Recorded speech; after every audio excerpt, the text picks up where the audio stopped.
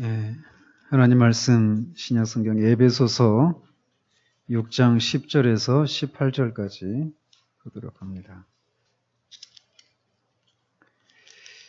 에베소서 6장 10절에서 18절까지 한 절씩 교독하고 마지막 절은 같이 읽겠습니다.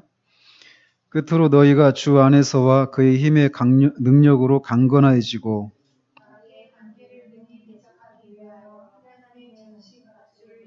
우리의 씨름은 혈과 육을 상대하는 것이 아니요 통치자들과 권세들과 이 어둠의 세상 주관자들과 하늘에 있는 악의 영들을 상대함이라.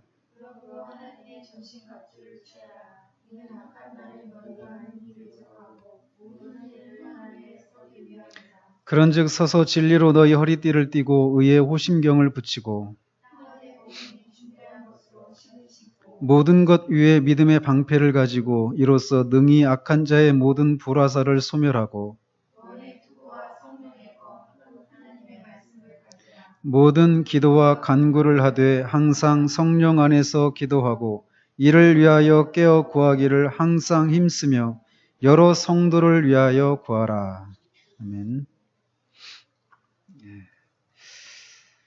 지난주까지 해서 하나님의 은혜가 우리를 율법 폐기론으로부터 해방시킨다라고 하는 사실을 살폈습니다. 그러면서 은혜는 우리의 행위를 배제시키는 것이 아니라 오히려 그 은혜에 대해서 우리가 사랑으로 감사함으로 우리의 의무를 감당하게 만든다라고 말씀을 드렸어요.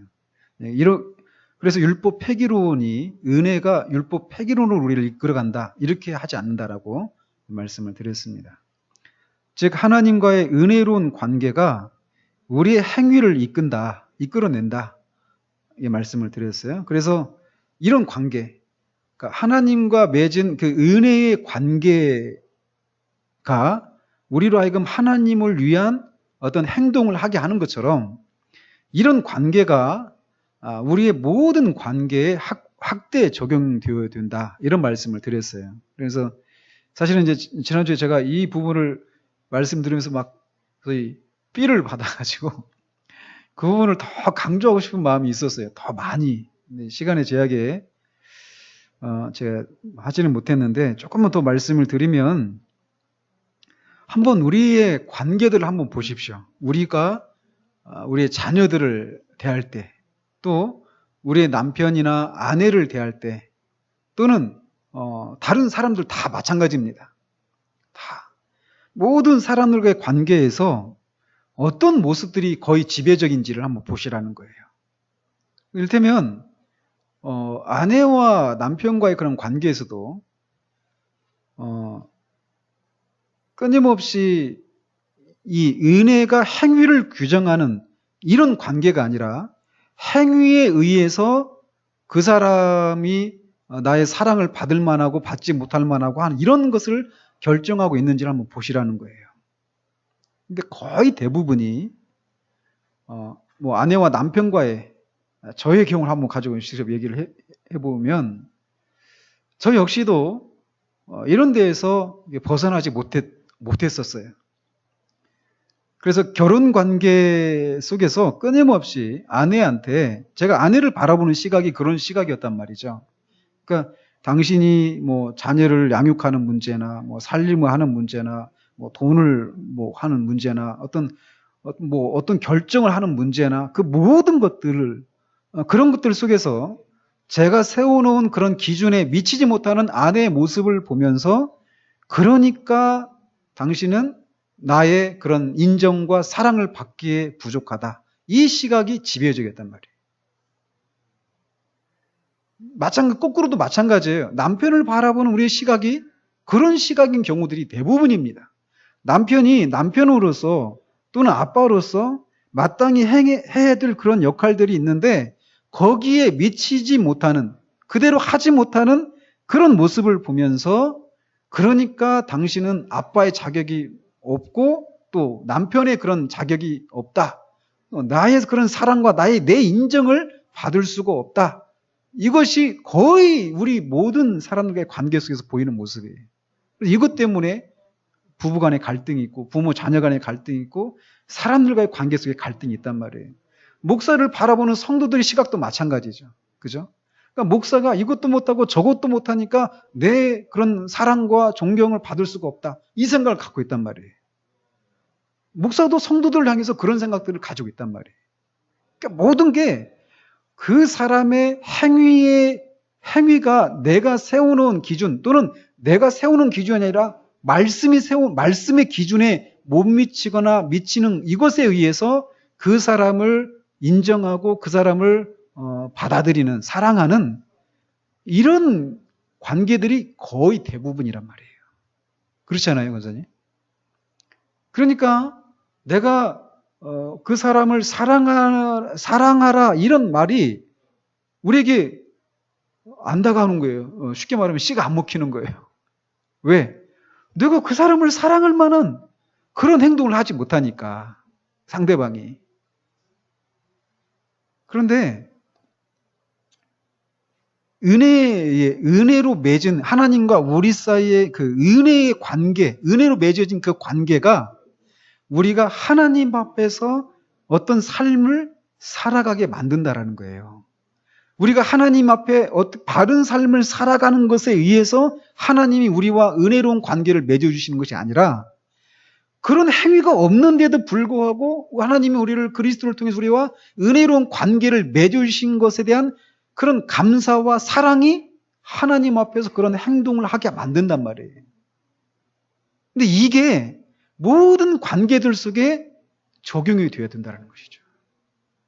그리스도는 뭐냐? 대부분 행위에 의해서 관계를 규정하는 그 세상 한복판에서 행위에 의해서 관계를 규정하는 것이 아니라 관계가 행위를 규정한다라고 하는 이 삶의 체계로 살아가는 거예요. 은혜로 살아가는 거죠. 은혜의 삶을 적용하면서 살아가는 거죠. 모든 관계 속에. 우리의 삶의 경험 속에서도 하나님의 은혜가 우리를 변화시킵니다. 그렇잖아요. 하나님의 은혜가 우리를 죄를 이기게 만들어요. 세상의 유혹에 귀를 기울이지 않게 만든단 말이에요. 은혜가. 우리가 지금까지 살펴봤던 것처럼. 이게 모든 관계 속에 적용이 되어야 된다는 거예요. 근데 우리는 행위에 의해서 관계를 규정하는 것이 우리 안에 너무 자연스럽기 때문에 내가 상대방에 대해서 상대방이 이러니까 저러니까 내가 지금 그 상대방을 인정하지 않고 사랑하지 않는 것을 그냥 너무 당연하게 생각하기까지 한단 말이죠. 그것은 은혜가 행위를 규정한다라고 하는 이 하나님과 우리 사이에 있는 그 관계가 하나님을 향한 우리의 행위를 유발하게 된다라고 하는 이 성경에서 말하는 이 진리를 우리가 제대로 모르거나 알아도 그렇게 하지 않으려고 하는 우리 안에 있는 그런 죄된 이런 이 꼿꼿함 이런 것이라는 것을 우리가 정직하게 인정해야 돼요. 이거는 한번 보십시오. 우리가 하나님과의 관계 속에서 은혜가 우리가 계속 살펴왔잖아요. 지금까지. 그죠? 은혜가 우리를 얼마나 그 하나님의 사랑에 감동하게 하면서 우리가 끊어내지 못했던 그 죄를 끊어내게 하고 세상의 그 유혹들이 정말 휘황찬란해 보이지만 사실은 그렇지 않다라고 하는 것을 알고 하나님으로 만족하는 그런 삶을 살게 만들었는지. 이게 쉽지 않죠. 사람들과 관계 속에서. 왜냐하면 끊임없이 막 쥐어 박아야 될 그런 상황들을 끊임없이 보니까 상대방에게서. 그런데 그거를 부인하는 거예요. 그거를. 정말 저는 저 자신도 그래요. 저 자신도 그런 시각으로 아내를 바라봤기 때문에 아내를 막 피말리게 했던 시기가 있었어요. 그 시기를 생각하면 정말 아내한테 미안해요. 진짜. 정말 뭐 이렇게 한다고 해서 그게 다 상처가 다 아물어지고 이런 것도 아니겠지만 제 마음에 정말 그런 마음이 있어요. 우리는 은혜에 의해서 행위가 규정된다라고 하는 이 원리를 하나님과의 관계에서 생각하면서 우리가 막 하나님 앞에 나아갈 담대함을 자유함을 얻잖아요. 그런 것처럼 사람들도 우리에게 그렇게 될 수 있는 관계가 되어야 된다는 거예요. 얼마나 그런 관계로 우리가 맺어졌을 때 교회 안에서 한 가정에서 얼마나 거기는 진짜 자유함이 있겠어요. 그렇지 않겠어요? 그렇다고 해서 그게 우리가 살펴봤던 것처럼 은혜가 율법 폐기론으로 이어지게 하지 않잖아요. 그죠? 하나님이 모험을 하시는 거죠, 일종의. 우리가 정말 그런 사람들입니다. 그런 삶을 살도록. 그게 진리임을 입증하는 삶을 살도록. 자, 그런데 이제 오늘은 우리가 이 에베소서 6장을 이렇게 보는데, 은혜와 영적 싸움과의 관계라 이렇게 제목을 정하고, 말씀을 전하려고 하는데, 한번 잠시 이렇게 한 가지 사실을 짚고 넘어갈 필요가 있을 것 같아요. 우리가 계속해서 옆에 있는 교회의 그 말씀에 대해서 지금 계속 이런저런 얘기를 나누고 있잖아요. 우리 교회 안에서. 이 설교를 이제 인터넷에서 듣고 있는 분들은 도대체 무슨 얘기를 하는 건가 궁금하시겠지만, 어쨌든 우리는 그런 그 이웃 그 교회에서 지금 행해지고 있는, 가르쳐지고 있는 그런 가르침들의 핵심적인 내용 중에 하나가 무엇이냐면, 신자가 성화를 이루는 삶을 살 수 있는가, 성화를 이룰 수 있는가, 이 질문 중에 하나가 그 가르침의 중심에 있는 한 가지입니다. 그렇지 않아요? 그래서 만약에 그들의 주장은 뭐냐면, 인간은 성화의 삶을 살 수가 없다라는 거예요. 그죠? 쉽게 말하면. 동의가 안 돼요? 그러니까 그때도 말씀드렸죠. 순교자들의 죽음은 다 개죽음이다 이렇게 얘기했잖아요. 그들이 왜 그렇게 말을 하냐면, 그 말씀을 지키고 그 믿음을 지키기 위해서 신사 참배나 그 사진을 밟고 지나가고 십자가 밟고 지나가고 이런 것들을 거부하고 죽은 사람들의 죽음을 개죽음이라고 하는 이유가 무엇이냐면, 다 그 행위들 자체가 무엇이냐면, 그들의 용어를 가지고 쓴다면 인간의 자기 자존심 챙기기다. 자기 의의를 쌓고자 하는 그런 것이다. 그러니까 자기 의의를 쌓으려고 하는 아담 군상들의 악마적인 행위다. 이렇게 말을 한단 말이에요, 그들이. 그러니까 왜 그렇게 말을 하냐면, 인간은 이 선을 행할 수가 없다라는 거예요. 하나님의 율법을, 계명을 지킬 수가 없는 존재라는 거예요. 구원받지 못한 사람만이 아니라 구원받은 사람들조차도 그렇다라는 거예요. 그러니까 순교자들의 죽음이 개죽음이라고 말하는 거예요. 그렇기 때문에 만약 그들의 주장처럼 신자가 성화의 삶을 살아가는 것이 가능하지 않다라면, 우리가 지금까지 계속 은혜로 성화를 이룬다라고 하는 이 가르침이 다 헛소리겠죠. 그렇지 않겠어요? 그래서 그들의 말처럼 성화를 이루기 위한 모든 노력은 인간의 자기 자존심을 챙기고 자기 의의를 쌓는 아담 군상들의 악마적인 행위에 불과하다, 이렇게 그들이 생각하는데, 저는 특별히 이 디도서 2장 14절을 가지고 우리는 성화를 이루는 삶을 살 수 있다, 우리 신자들은 성화가 가능하다, 이것에 대해서 말씀을 전했어요. 혹시 기억나십니까? 두 가지 근거가 있다고 그랬죠. 뭐예요? 그게? 우리가 어떻게 성화를 이룰 수 있습니까? 그러니까 은혜로 이룬다 이게 아니라, 우리 편에서 그런 게 아니라, 우리가 성화를 이룰 수 있게 된 근거가 있어요. 그게 뭐냐면요, 하나는 성령께서 우리 안에 내주어 계신다는 거예요. 거듭난 신자들 안에 성령께서 계시잖아요. 거듭남이라고 하는 것이 무엇이냐면 새로운 본성을 갖는 거예요. 새로운 마음의 성향을 갖는 겁니다. 그래서 새로운 기질, 새로운 어떤 이 능력을 갖는 거예요. 그래서 그 성령께서 우리 안에 계셔서 그 성령의 도우심을 힘입어서 우리가 죄를 이기고 거룩한 삶을 사는 것이 가능하다라는 거예요. 자, 그럼에도 불구하고 우리의 행위라고 하는 것에는 항상 불완전한 요소들이 있단 말이에요. 불순수한, 순수하지 못한 그런 동기들이 있어요. 우리가 죄를 이기고 하나님을 위해서 삶을 살았다고 하는데, 그게 얼마나 많은 불순한 것들이 섞여 있을까요? 완전한 하나님 입장에서 보면. 그죠? 그런데도 하나님이 그걸 받으신단 말이에요. 왜요? 어떻게? 그리스도께서 중보하신단 말이에요. 그러니까 이제 우리가 이 용어 하나하나까지도 정확하게 얘기를 해야 돼요. 그럴 필요를 느끼죠. 느끼셔야 돼요. 그래서 이게. 그래서 그리스도께서 우리의 불완전하고 불순전한 그런 동기들, 그런 이렇게 완전하지 못한 그런 정도의 순종에 불과한데도 완전하신 하나님 보시기에는 그게 완전한 섬김처럼 순종처럼 보인단 말이에요. 왜? 그리스도께서 그 우리의 부족한 것들을 중보해 주신다는 거예요. 채워 주신다는 거예요. 쉽게 말하면. 그래서 하나님이 그거를 하나님이 보실 때는 완전한 것으로 받으시는 거예요. 우리의 기도가 얼마나 불완전합니까? 얼마나 이기적이고 때로는 기도하지 말아야 될 것을 기도하는 경우들도 있단 말이에요. 우리 기도들도. 그런데 하나님 그리스도께서 우리의 기도도 중보하십니다. 그래서 하나님이 받으시기에 그런 향기로운 그런 향으로 올리시는 거예요.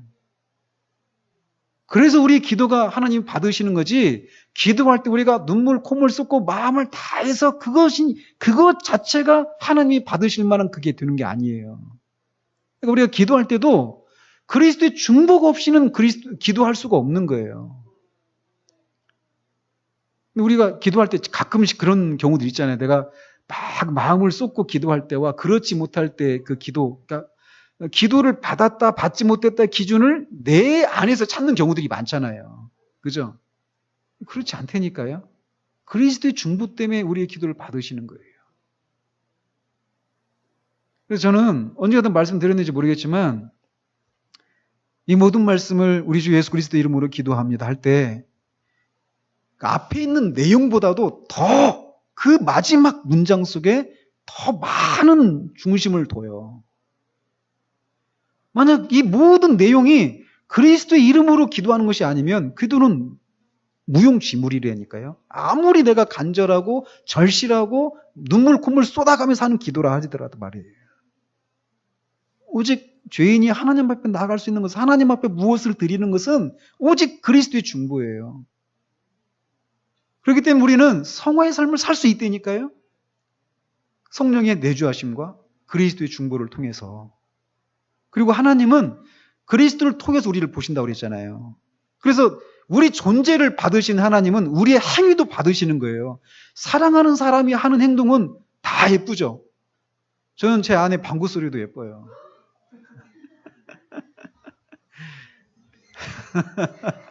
잠이 확 깨시죠? 일테면 그렇다라는 겁니다.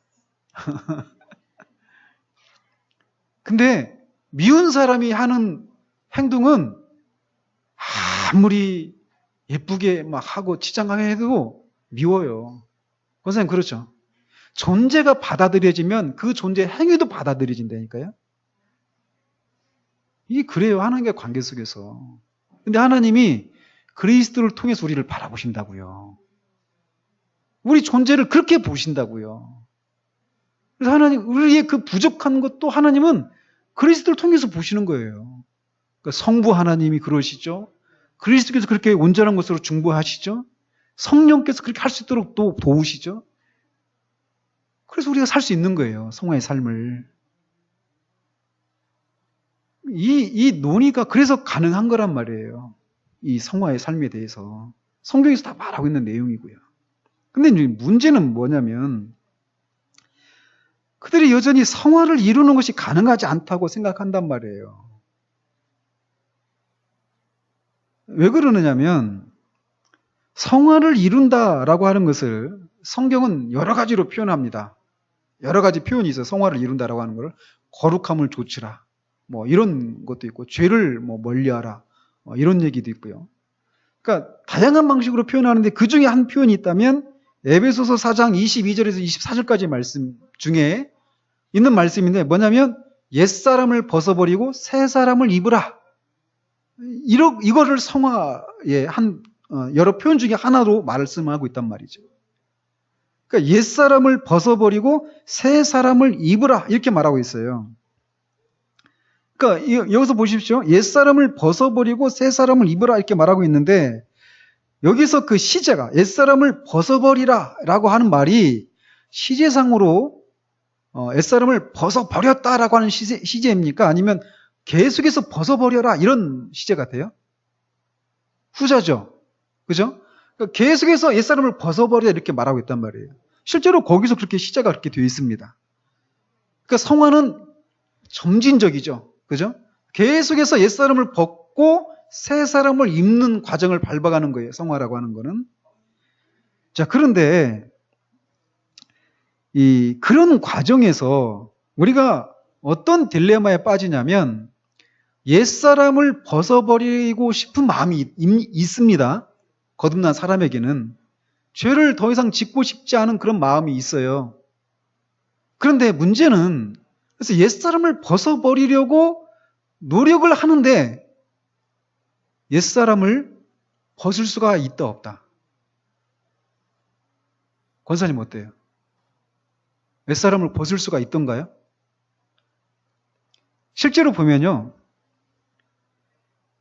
이 옛사람을 이렇게 옛사람으로부터 벗어나고 싶은 그런 욕구가 하나님을 향한 열심과 하나님이 그 뜻대로 살고자 하는 그런 열심이 막 있는 사람에게는 이 열망이 더 큽니다. 옛사람을 벗어버리고 싶은 마음이. 그런데 옛사람을 벗을 수 없는 우리의 실상을 봐요. 옛사람은 옛자라고도 할 수 있습니다. 자, 나는 사람이죠. 자. 옛사람은 옛자라고도 할 수 있어요. 근데 이 옛사람을 벗는 이 과정 속에 옛사람으로부터 내가 벗어날 수 없는 나를 발견하게 되는 거예요. 그럼 어떻게 될까요? 어떤 소망이 일어날까요? 옛사람을 벗고 싶은데 도무지 벗을 수 없는 나. 옛사람은 나잖아요, 나.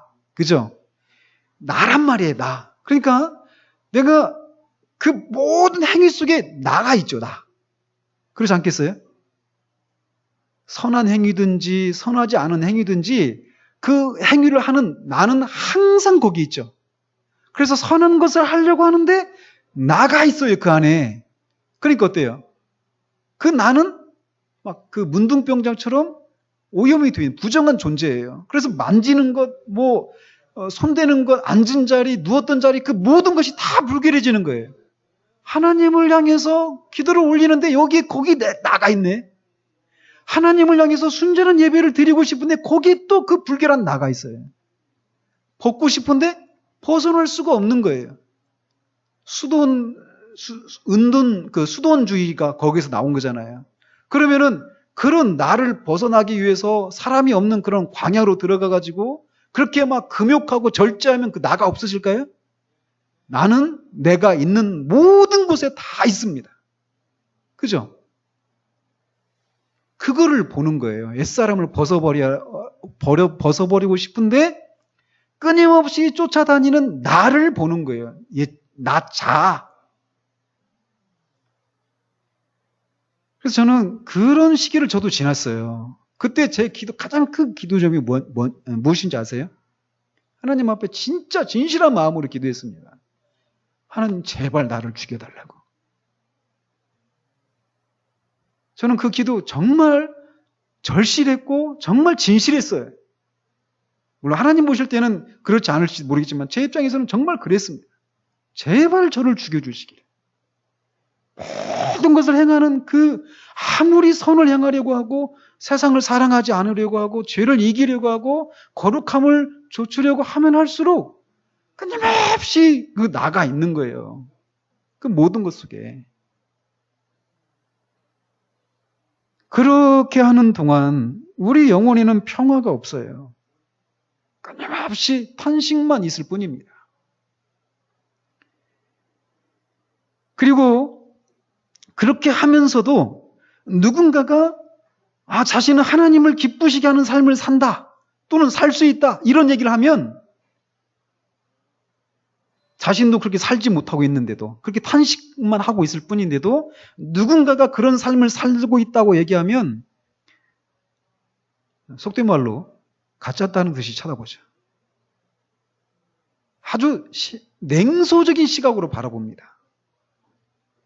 그래서 이 김성수 목사의 신학이 거기에 심취하는 사람들이 다 보십시오. 냉소적입니다. 굉장히 냉소적이에요. 그래서 정말 당신이 정말 하나님을 기쁘시게 하는 삶을 살 수 있어? 이렇게 말하면서 진짜 당신이 내가 지금 보고 있는 그 자아, 더럽고 불결한 그 자아, 음란하고 정말 비열하기 짝이 없는 그 자아의 실체를, 그 뿌리를 본다면 그런 네가 어떻게 하나님을 기쁘시게 하는 삶을 살 수 있다고 말할 수 있느냐라고 말하게 돼요.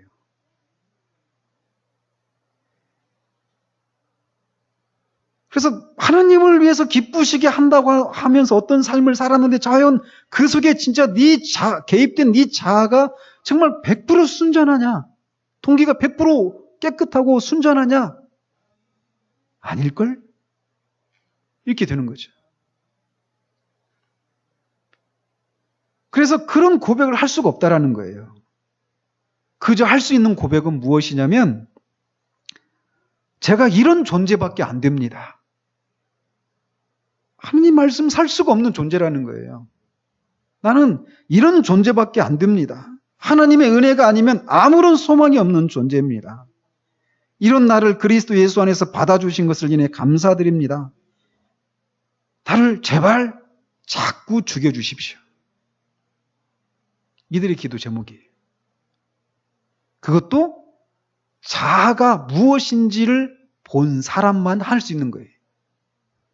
이걸 모르는 사람은 옛사람을 벗고 새사람을 입으라 이 삶을 살고 있다고 생각하죠. 근데 그것도 껍데기로 알고 있는 거예요.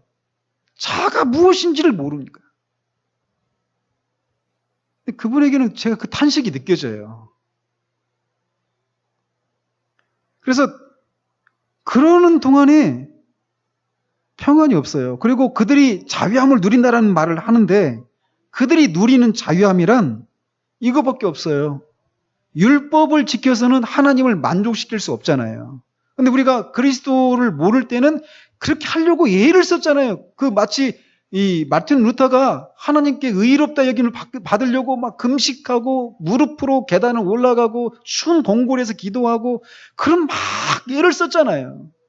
근데 하면 할수록 계속해서 그 자신 안에 있는 죄를 고백하지만 그 먼지 자욱한 때가 먼지로 찌든 그 기차 좌석을 아무리 햇빛 안에서 막 두드려 파야 계속해서 먼지만 나오는 것처럼 자신 안에 끊임없이 그 죄를 고백할 수밖에 없는 나.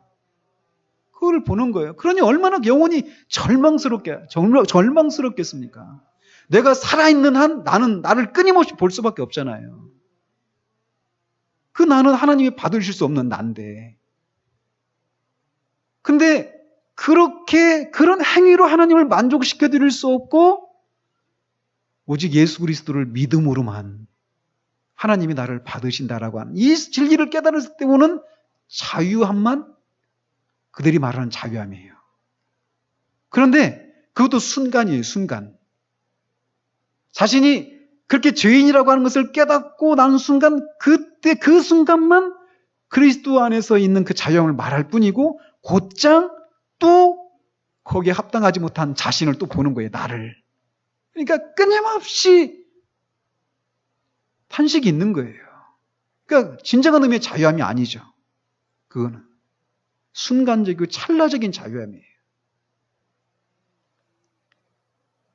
그래서 그런 삶은 지금 제가 말씀드리려고 하는 그 진리를 깨닫기 전까지는 죽을 때까지 이어집니다. 왜냐하면 자아가 죽는 것은, 내가 죽는 것은 언제 가능해요? 내가 죽을 때 가능한 거예요. 왜 그런 일이 일어나느냐? 자, 에베소서 4장 22절 24절까지는 옛사람을 벗어버리고 이렇게 점진적이고 계속적인 그런 반복적인 그런 행위를 강조하는 시제란 말이에요. 그런데 로마서 6장 6절 한번 보십시오. 로마서 6장 6절 같이 한번 읽어보겠습니다.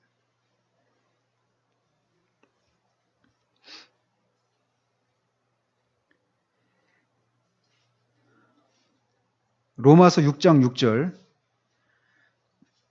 같이 읽겠습니다. 시작. 우리가 알거니와 우리의 옛사람이 십자가에 못 박힌 것은 예, 거기까지만.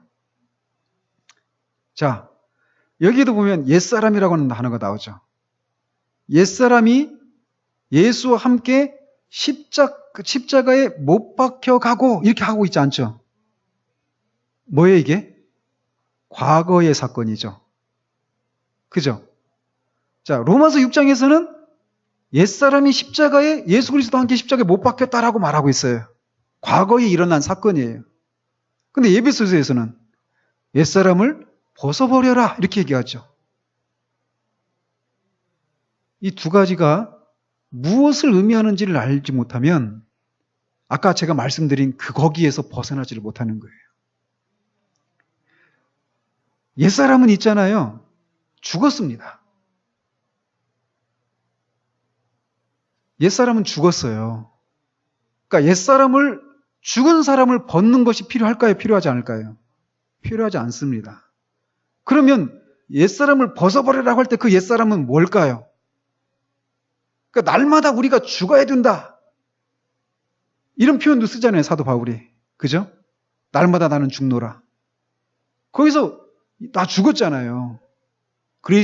예수 그리스도와 함께 십자가에 못 박혔다고. 죽었다고 얘기하잖아요. 명백하게 얘기한단 말이에요. 그러면 거기서 이미 죽었다고 말하는데 또 한편에서는 또 죽는다. 죽어라. 벗어라. 이 현재적으로 계속 해야 된다. 이렇게 왜 얘기하느냐고요.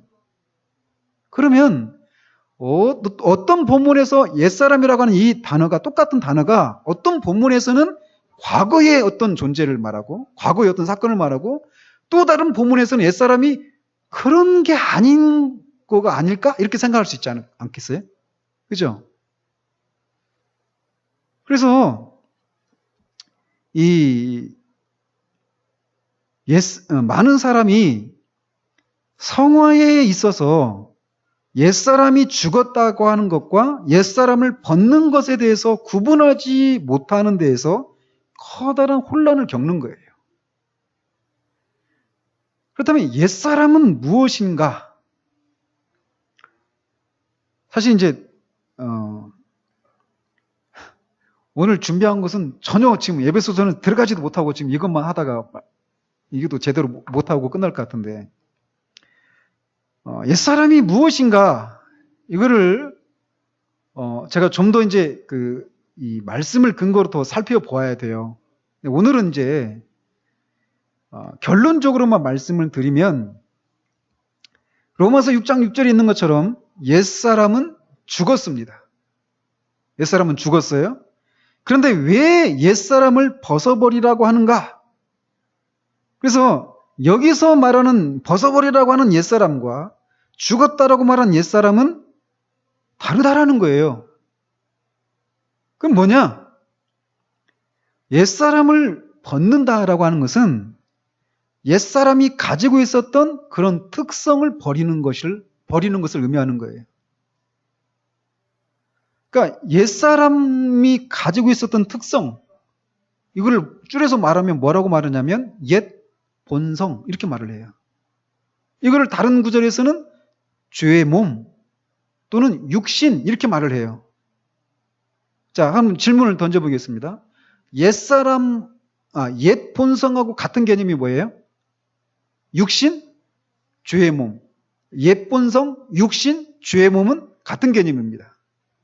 그러나 옛사람하고 옛 본성과 같습니까? 예? 옛사람과 옛 본성은 같지 않아요. 옛 본성은 뭐냐? 옛사람이 가지고 있었던 그 죄된 본성이에요. 근데 성경에서 옛사람은 죽었다고 하죠. 예? 옛사람을 벗어버리라 이 얘기는 그러니까 죽은 사람을 또 십자가에 못 박여 죽여라 이런 얘기가 아니라 그 옛사람이 가지고 있었던 옛 본성 이거를 버려라는 거예요. 이걸 부인하라는 얘기예요. 아시겠죠? 그러니까 제가 그 시절을 지날 때 저를 제발 죽여주십시오 막 이렇게 기도했는데 그게 합당한 기도입니까? 아닌 거예요. 아무리 간절하게 진실하게 기도했다 해도 잘못된 걸 가지고 간절하게 기도해봐야 아무 소용 없는 거예요. 잘못된 건 잘못된 거죠. 그래서 무엇인가를 할 때마다 개입되는 나. 그게 실제는 내가 아니란 말이에요. 그 뭐예요? 본성인 거예요. 옛 본성. 그래서 그리스도는 어떤 사람이냐면 새로운 사람이에요. 누구든지 그리스도 예수 안에 있으면 새로운 피조물이라. 이전 것은 지나갔으니 보라 새로운 피조물이야. 새 것이 되었도다. 그리스도는 새로운 피조물이에요. 새 사람이에요. 그리스도는 옛사람이 아니에요. 옛날에 나는 이라고 말할 수 있는 사람이에요. 옛날에 나는 이랬었는데 지금의 나는 아니야. 이렇게 말할 수 있는 사람이 그리스도인이에요. 그래서 그리스도인은 그런 구분이 있는 사람이에요. 그런데 옛사람을 벗어버리려고, 이 옛사람은 자란 말이에요, 자. 이미 죽은 자를 죽이는 일이 가능하지 않은 거예요. 그들이 뭘 보고 있는 거냐면 옛사람이 갖고 있었던 본성을 내 안에서 보는 거예요. 죄된 몸 안에서. 근데 남아있잖아요, 여전히 그게. 근데 그게 내가 아니라니까요. 나는 새로운 사람이에요. 나는 뭐냐? 새로운 사람이 되어서 그 옛사람의 본성을 부인하는 거예요. 내가 옛날 사람인 나였으면 이렇게 행동할 것을 나는 전혀 다르게 행동하는 거예요. 옛사람이 무엇인가를 구분하지 못하면요. 옛사람이 옛 본성과 같은 것으로 생각하는 한 결코 자유함을 누릴 수 없습니다. 제가 그분들 안에 있었는 그 가르침의 핵심 속에서 보여준 것 중에 하나가 이거예요.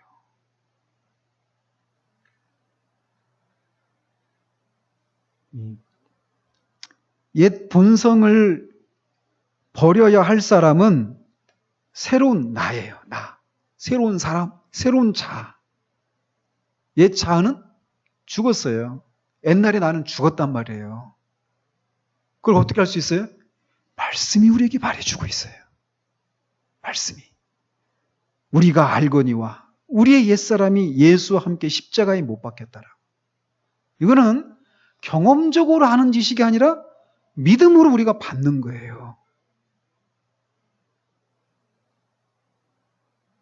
옛사람과 옛 본성은 같지 않습니다. 그래서 이 새로운 나, 새 사람 된 나, 새 자아인 나, 예전에 내가 가졌던 본성을 부인하며 사는 거예요. 이게 그리스도인의 삶이에요. 이게. 그 새로운 나가 성령의 능력을 힘입어서 말씀을 사는 거예요. 그런데 거기에도 부족함이 있어요. 근데 그리스도께서 그를 중보해 주시는 거예요. 그리고 그걸 받으시는 하나님 아버지께서 그리스도를 통해서 우리를 바라보시거든요. 우리 존재를 받으셨어요. 그래서 우리 그 존재가 하는 그 정말 어리숙하고 불순종하고 불완전하기 짝이 없는 그 행위를 기쁨으로 받으실 용의를 가지시고 보는 거예요. 그래서 그 앞에서 우리가 사는 거예요. 살 수 있는 거예요. 성화를 이룰 수가 있는 거예요. 그게 자유함이죠. 그게. 근데 그렇게 삶을 살았는데 하나님이 상급을 또 주시는 거예요. 그러면 그 상급이 내가 이런저런 수고를 했으니까 거기에 대한 대가입니다 이렇게 말할 수 있습니까? 아니란 말이에요. 왜? 모든 것이 하나님으로부터 와서 하나님으로 말미암고 하나님께로 돌아가는 것이기 때문에 그래요. 다윗이 솔로몬에게 이 성전을 지을 수 있도록 설계도도 주고 또 그걸 지을 수 있는 모든 물건을 다 주죠. 그리고 나서 고백하는 게 뭐냐면 이 모든 것을 하나님이 우리에게 주신 것을 하나님께로 돌려드립니다 이렇게 말하는 거예요. 그러면 그 행위 속에 그 물건을 바치는 행위가 없습니까? 있죠. 그걸 얻기 위해서 그런 피를 흘리고 많은 땀과 수고를 했어요. 근데 그걸 드렸잖아요. 근데 그 고백이 뭐냐면 이 모든 것이 하나님이 내게 주셨다라는 거예요. 이게 그럼 의례껏 하는 고백입니까? 아니란 말이에요. 그러니까 상급을 우리에게 주시지만 그게 은혜로 우리에게 주시는 거예요. 상이에요. 그야말로. 근데 그것도 부인하죠. 그래서 그리스도인이 성화를 이루는 삶을 살 수 있다 이런 얘기를 하면 다 율법을 지키는 것이라 율법주의라 얘기하고 유대교다 이렇게 얘기하는 거예요. 그러면서 옛사람을 벗고 새사람을 완성하는 삶을 살아야 된다. 이런 얘기 한단 말이에요. 이 자가당착이죠. 모순이잖아요.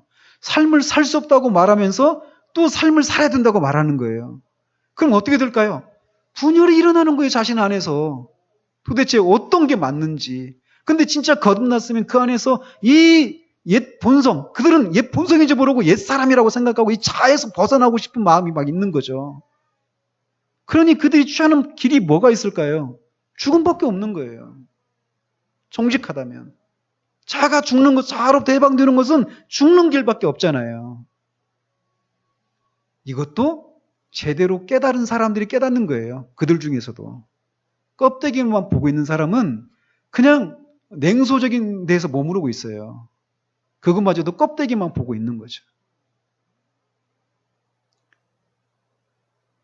있잖아요.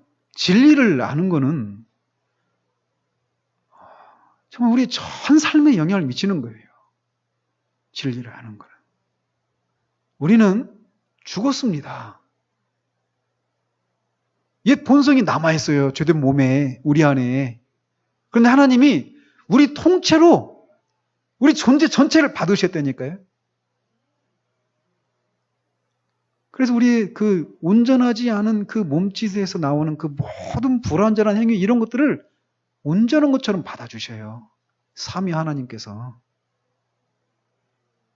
그 안에서 누리는 자유함이 진짜 자유 아니겠어요?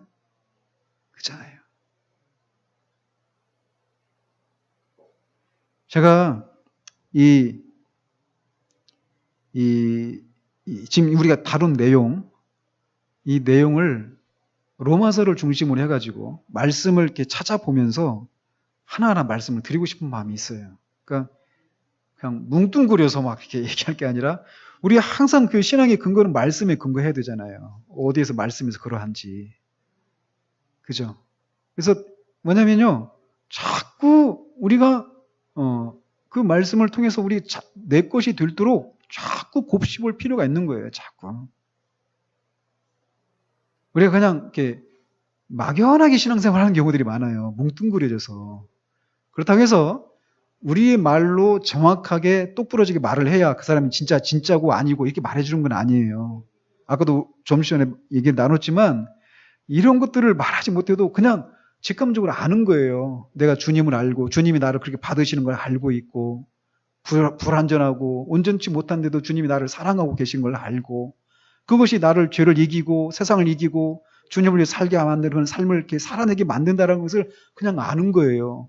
어디에서 그런 근거가 있느냐 말하면 말 못 찾고 말도 제대로 못할 수도 있어요. 근데 알아요.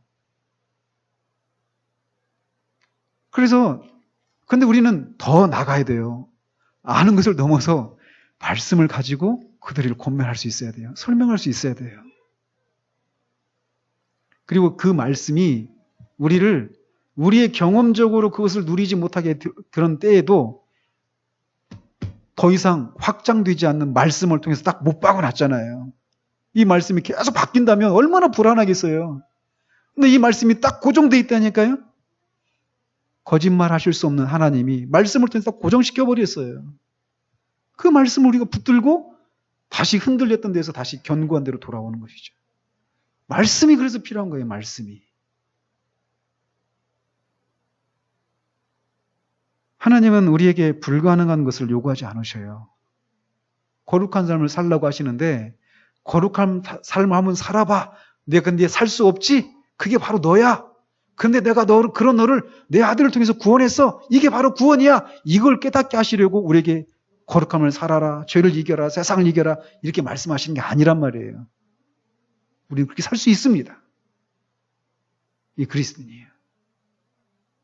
그래서 성화에 대한 그런 논의를 하기 전에 이 근본, 이 뿌리, 토대가 없으면 말짱 도루묵이에요. 아무 의미가 없는 거예요. 아무리 현란한 그런 논리를 가지고 얘기를 해봐야 성화가 가능하지 않은데 다 헛소리죠. 그렇기 때문에 우리가 성화의 삶이 가능하다고 하는 이 말씀에 분명한 근거를 가지고 있어야 돼요. 우리가. 이거는 특별히 지금 제가 은혜와 영적인 싸움과의 관계 이 부분을 한번 살피고 나서 뒤에 가서 더 이제 말씀을 가지고 로마서 가지고 한번 보고 더 이어서 이제 은혜로 성화를 이룬다라고 하는 것을 더 살펴보고 이렇게 마치도록 하겠습니다. 기도하겠습니다. 하나님 아버지, 진리를 알지니 진리가 너희를 자유케 하리라고 주님 말씀하십니다. 하나님, 우리에게 흔들리지 않는 이 하나님의 말씀을 우리에게 주셔서 그 말씀 속에서 우리 옛사람이 그리스도와 함께 십자가에 못 박혀 죽었다라고 말하고 있습니다. 또 그러나 동시에 그렇게 그리스도와 함께 십자가에 못 박힌 옛사람을 벗어버리라고 말씀을 하고 있습니다. 이 두 본문에서 말하고 있는 것이 서로 충돌을 일으키고 있는데 결국 한 가지는 우리의 존재를 얘기하고 한 가지는 그 존재가 가지고 있었던 옛 특성들, 옛 본성들, 이것을 벗어버리라고 한다라고 하는 이 말씀을 우리가 온전히 깨닫지 못하면 우리가 살아있는 동안 도무지 끝날 수 없는 자아를 죽이는 삶을 살면서 그 안에서 탄식할 수밖에 없는 그런 사람들임을 주님께서 하십니다. 하나님, 우리가 진리에 견고히 부착되어 있는 삶을 살아갈 수 있도록 주님 붙들어 주시옵소서. 우리가 우리 옛사람, 정말 더럽고 추하고 비열한, 음란하고 정말 이기적이고 가증스러운 그 옛사람은 옛날에 나는 그리스도와 함께 십자가에 못 박혔음을 정말 우리가 믿음으로 고백하고 지금 나 여전히 그 옛사람이 펄펄 살아있는 것 같은 나는 전혀 새로운 사람이 되었다라고 하는 것. 다만 그 옛사람이 살아있는 것처럼 보이는 그런 특성들은 옛사람이 살아있는 것이 아니라 옛사람의 특성들, 옛 본성이 내 안에 있는 것뿐이라고 하는 것을 기억할 수 있도록 주님 도우셔서 정말 하나님이 받으실 만한 그런 선한 행위들을 하려고 할 때 옛사람을 죽이려고 하는 이 허망한 시도에서 우리가 벗어날 수 있도록 주님 도와주시옵소서. 우리의 불완전한 그 섬김을 하나님은 그리스도 안에서 우리의 존재를 받으시기에 우리의 존재가 하는 행위를 받으시고 그리스도는 그 우리의 불완전한 그 행위들을 온전한 것으로 하나님 앞에 중보하시고 성령께서는 그런 삶을 살 수 있도록 새로운 본성을 주시고 새 마음을 주시고 새 능력을 주셔서 그렇게 우리의 불완전한 그 섬김을 하나님이 받으시게 하신다라고 하는 그렇게 우리가 성화를 이루는 삶이 가능하다라고 하는 이 진리 가운데 우리가 견고히 설 수 있도록 주님 도와주시옵소서. 아무리 우리 양심이 사단이 우리 옛날에 우리를 아는 사람이 우리에게 찾아와서 너 여전히 그렇게 온전하지 못하고 그런 옛날 그런 습성들을 가지고 있는 네가 어떻게 하나님을 위해서 살 수 있느냐라고 물을 때 그 옛날에 나는 죽었노라고 나는 새로운 피조물이 되었노라고 그리고 하나님, 성부 하나님, 성자 하나님, 성령 하나님께서 그런 과정을 통해 우리의 불완전한 섬김을 온전한 것으로 받아주시고 이런 나를 사랑하고 계시다라고 하는 그 사실을 겸손히 고백할 수 있는 우리들 될 수 있도록 주님 도우시옵소서. 그 안에서 우리가 참 자유함을 누리게 하셔서 정말 이 모든 것이 하나님의 은혜로 되어진 것임을 고백하고 우리가 아니라 하나님께 영광이 돌려지는 그런 삶을 살아가는 우리 모두 될 수 있도록 주님 도와주시옵소서. 예수 그리스도 이름으로 기도합니다. 아멘.